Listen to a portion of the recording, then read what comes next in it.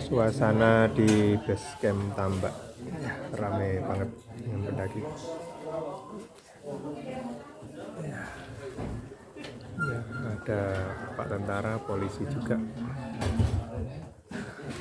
Oke, setelah ini kita naik tepat pukul 10.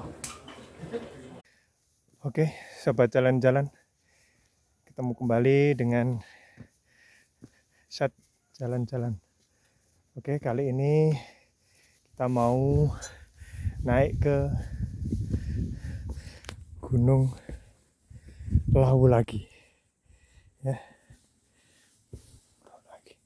Tapi kali ini kita tidak review jalur karena kebetulan kita ikut kegiatan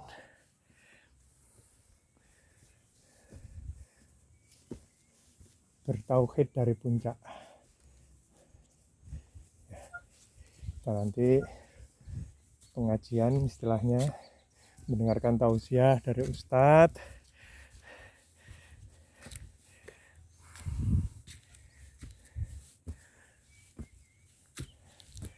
Besok jam 8 sampai jam 10. Kemudian yang mau muncak silakan muncak. Yang mau turun ya turun. Ya, karena ini pendakian saya yang ke-5 via Tambak. Jadi mungkin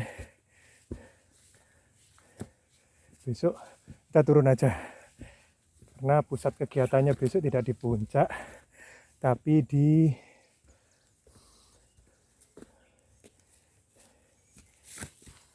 Sunset Camp atau pos 6. Oke, kita sudah masuk pintu rimba. Di sini kita berdoa. Tadi udah berdoa sih. Tuh.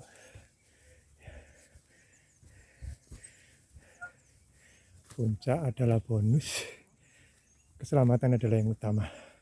Ojo mikir butuh urip, nganti lali gunane urip. Oke, sampai di sini kita skip dulu karena saya sudah pernah buat video perjalanan dari sini sampai puncak.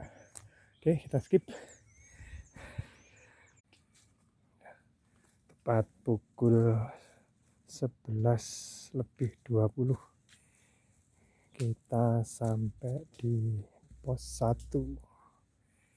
Ya, kebetulan rombongan saya anak-anak SAT berangkat jam 7 tadi.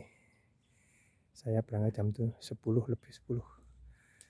sendirian guys. Nah, tapi untungnya kita ketemu sama rombongan lain. Nggak jadi sendiri, alhamdulillah. Itu rombongan-rombongan lain yang juga nanti akan ikut ngaji di atas. Ya, kita istirahat sebentar. Habis itu kita tancap gas. Oke. Ya. Kita melewati hutan yang lebat antara pos 1 pos 2. Meskipun sendiri, tapi saya yakin di depan ada rombongan, di belakang juga ada rombongan, jadi nggak takut. Alhamdulillah. Mungkin rombongan saya yang berangkat jam 7 dari base camp sudah sampai pos 4 ini, atau kalau mereka cepat bisa lebih dari. Oke, lanjut. Tanjakannya lumayan. Meninggalkan pos 2 menuju pos 3. Jalur masih sama seperti yang pernah saya review kemarin. Nah, bedanya kali ini saya berjalan sendiri. Ya, sekali lagi karena rombongan saya berangkat dari base camp tadi jam 7. Saya jam 7:10. Cuma tenang. Di depan ada banyak pendaki. Di belakang juga ada banyak pendaki. Mereka peserta pengajian bareng di Sunset Camp yang diselenggarakan oleh Ponpes Iskarima bekerja sama dengan komunitas pendaki gunung yang lain. Ya, kita jalan pelan saja. Yang penting sampai. Yang penting jangan kemalaman sampai pos 5.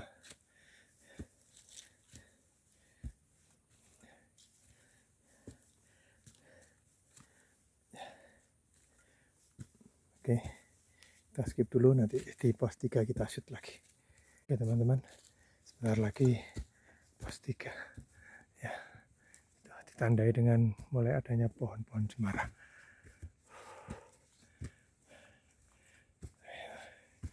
Tanjakannya lumayan, sekitar 45 derajat. Di belakang terdengar banyak pendaki, di depan juga. Rata-rata mereka peserta dari pengajian besok. Oke, ya.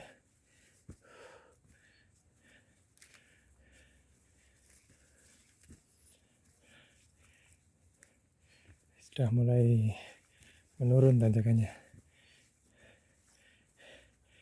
Naik-naik manja kata Mas Edis.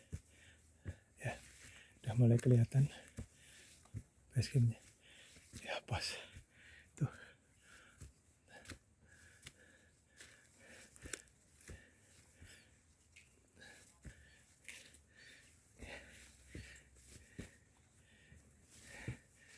Oke, sampai sini kita skip. Kalau 1 bulan yang lalu kita menikmati sunset di sini, saat ini kita nikmati bulan. Ya, seolah-olah bulannya tepat di atas gunung, padahal itu jauh banget. Ya, sayangnya sunsetnya tertutup oleh mendung. Ya. Sayang sekali. Ya, kita sekarang ada di pos 5. Ini ramai sekali dengan pendaki-pendaki lain. Itu ada yang ngecamp di sini juga. Ya. Nah, meskipun begitu tetap keren pemandangannya. Ini sabana, namanya Sabana Suket Kuning. Ya. Ya. Ini tadi yang nemenin saya selama pendakian, jadi saya nggak sendiri. Mas Purnomo mantap dari Klaten. Oke. Ya. Habis ini kita naik. Ya, naik ke sana itu tinggi. Di balik bukit itu nanti ada yang namanya sunset camp, lebih indah dari sini, insya Allah. Oke, kita skip dulu. Ya, suasana persiapan untuk nanti kita melakukan pengajian seruan tauhid dari atas gunung. Tim panitia sedang memasang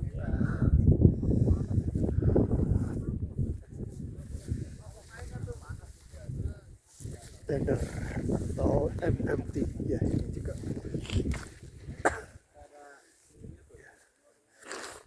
Ya. Sak bejo-bejone wong kang ndaki isine bejo kang ngaji sinau kitab suci.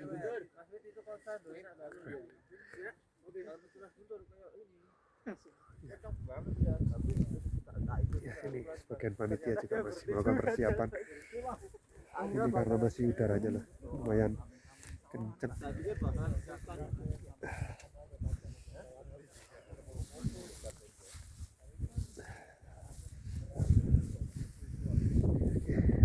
Skip dulu.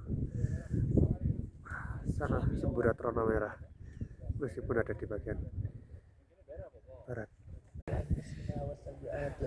Suasana ngaji bareng yang ada di pos 6 atau sunset camp jalur Siatamba.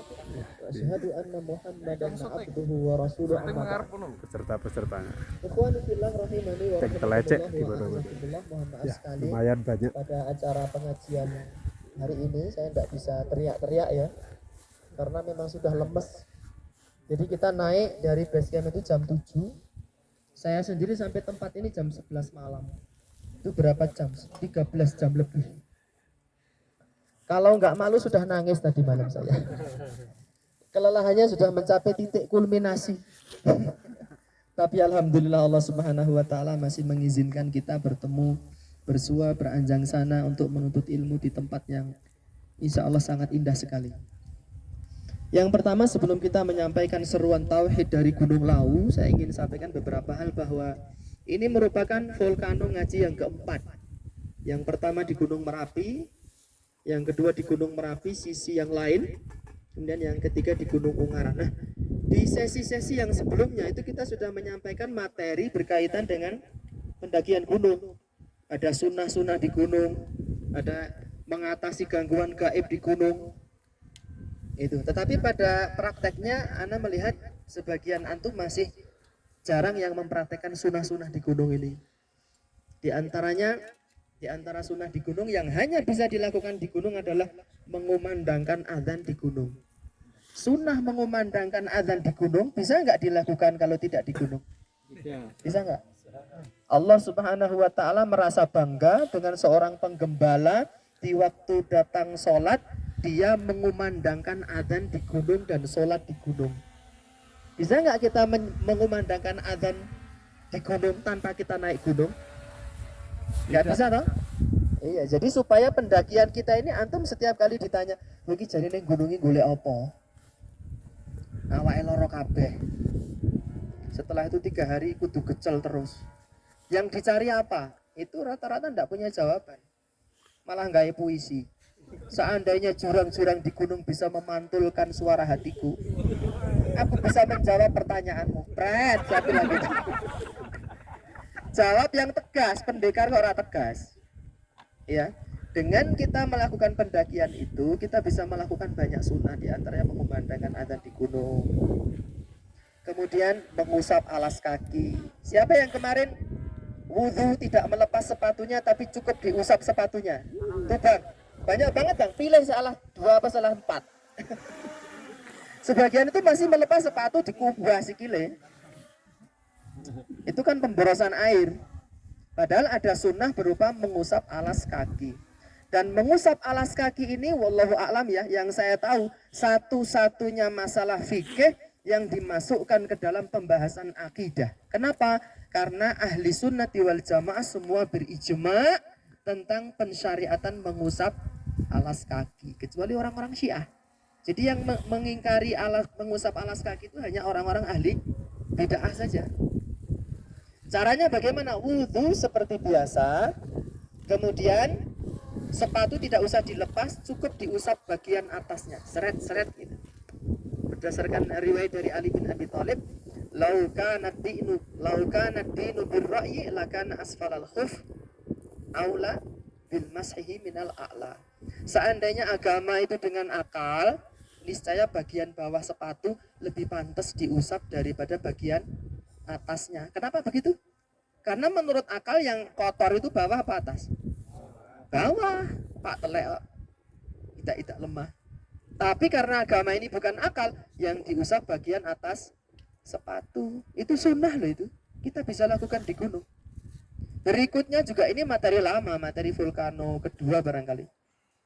Atau pertama.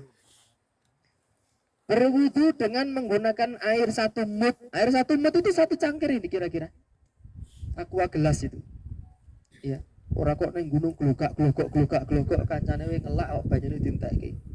Itu juga salah satu sunnah yang notabene jarang kita lakukan di daratan sana, benar nggak? Karena di sini air itu jumlahnya sangat sedikit. Kita berwudu dengan menggunakan air 1 mut.